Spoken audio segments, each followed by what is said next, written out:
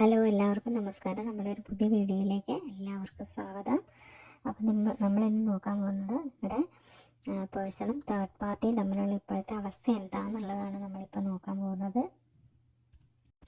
അപ്പം നമുക്ക് ഇന്നിവിടെ വന്നിട്ടുള്ള കാർഡുകൾ wheel of fortune, 3 of cups, knight of wands, 2 of wands, 9 of swords, 10 of swords, 3 of wands, 3 of coin and bottom വന്നിട്ടുള്ളത് 8 of cups ആണ് വന്നിട്ടുള്ളത്.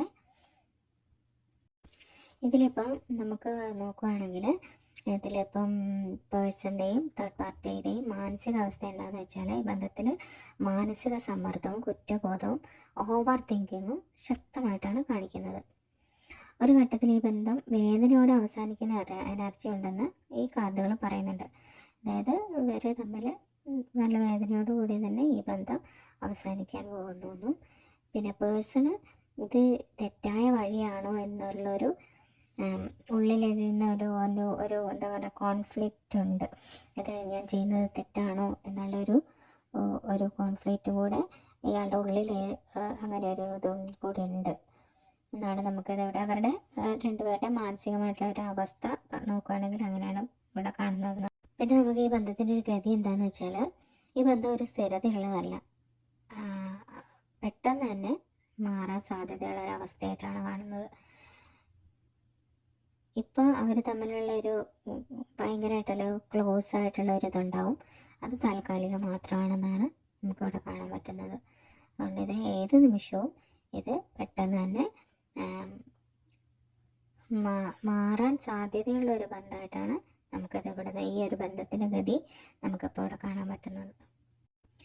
പിന്നെ ഈ തേർഡ് പാർട്ടിയുടെ ഈ ഒരു ബന്ധത്തോട് തേർഡ് പാർട്ടിയുടെ ഒരു സമീപനം എങ്ങനെയാണെന്ന് വെച്ചാൽ, അവർ വലിയൊരു ഫണ്ണായിട്ട് അല്ലെങ്കിൽ ഒരു ഇതായിട്ടൊന്നും കാണാത്തൊരവസ്ഥയായിട്ടാണ് അവരുടെ ആവശ്യങ്ങൾ നടക്കാൻ വേണ്ടിയിട്ട് അവർക്കൊരാളെ വേണം എന്നുള്ള ഒരു അവസ്ഥയിലാണ് ഇപ്പോൾ അവർ ഭയങ്കരമായിട്ട് പുറമേ, പക്ഷേ അവർ ഭയങ്കരമായിട്ട് എനിക്ക് ആളോട് എനിക്ക് ഭയങ്കര ആത്മാർത്ഥതയുണ്ട് അല്ലെങ്കിൽ ഇഷ്ടമുണ്ട് എന്നൊക്കെ അവർ പുറമെ പ്രകടിപ്പിക്കുന്നുണ്ട് എങ്കിൽ പോലും ഈ ബന്ധത്തെ അവർ വലിയൊരു ഫണ്ണ് ആയിട്ടാണ് കാണുന്നത്, അല്ലെ ഫണ്ണായിട്ട് അല്ലെ വലിയൊരു എന്താ പറയുക ഒരു ഇതായിട്ട് ഒരു വലിയൊരു ആത്മാർത്ഥമായിട്ടുള്ള ഒരു ബന്ധമായിട്ട് അവർ കാണുന്നില്ല. അവരുടെ കാര്യങ്ങൾ നടക്കാൻ വേണ്ടിയിട്ട്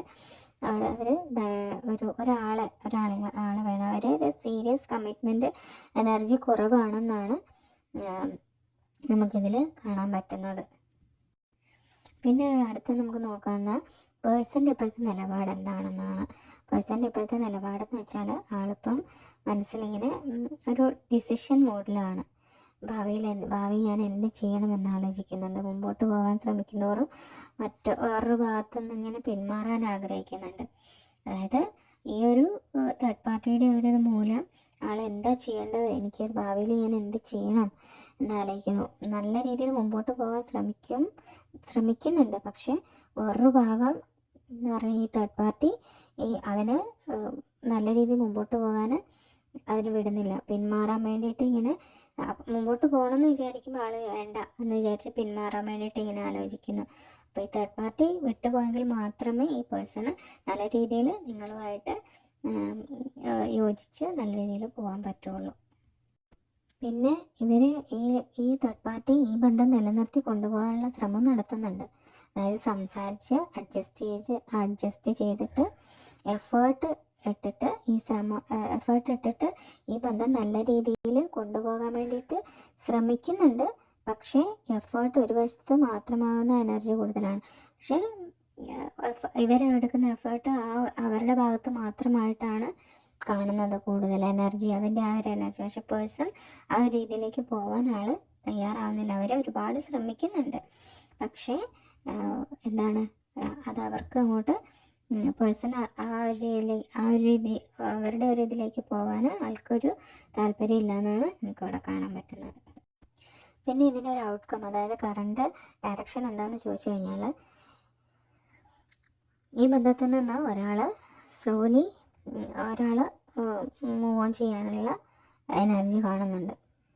ഫുൾ ഹാപ്പിനെസ് അവിടെ കിട്ടുന്നില്ല. അതുകൊണ്ട് അവർ എന്താ പറയുന്നത്, ഒരാൾ അതാരാണെന്നൊന്നും നമുക്ക് പറയാൻ പറ്റും. ചിലപ്പോൾ തേർഡ് പാർട്ടി ആവാം, ചിലപ്പോൾ പേഴ്സൺ ആവാം.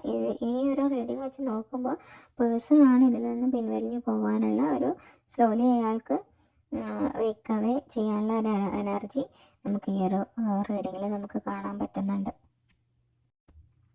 നമുക്ക് ചുരുക്കത്തിൽ ഇത് ഈ ഒരു ഇതിൻ്റെ ഇത് പറയാം. ഈ പേഴ്സണും തേർഡ് പാർട്ടിയും തമ്മിലുള്ള ബന്ധത്തിൻ്റെ ഇപ്പോഴത്തെ അവസ്ഥ എന്ന് പറഞ്ഞാൽ പിന്നെ ഇത് അൺസ്റ്റേബിൾ ആൻഡ് ടെമ്പററി ആണ്. ഈ ഒരു ബന്ധം, അതായത് ഒരിക്കലും നിലനിന്ന് പോകുന്ന ഒരു ബന്ധമായിട്ട് നമുക്ക് കാണാൻ പറ്റത്തില്ല. പിന്നെ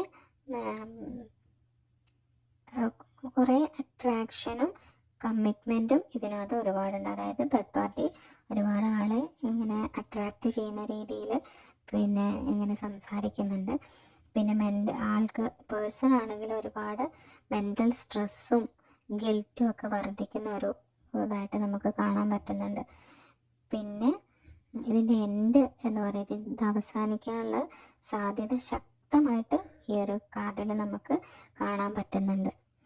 പിന്നെ ഇത് ഒരുപാട് ദീർഘകാലത്തേക്ക് ഫ്യൂച്ചറായിട്ട് പോകുന്ന ഒരു എനർജി ആയിട്ടൊന്നും നമുക്കിവിടെ കാണാൻ പറ്റുന്നത്, എനർജി കുറവ് നമുക്ക് ഇതിനകത്ത് കാണാൻ പറ്റുന്നുണ്ട്.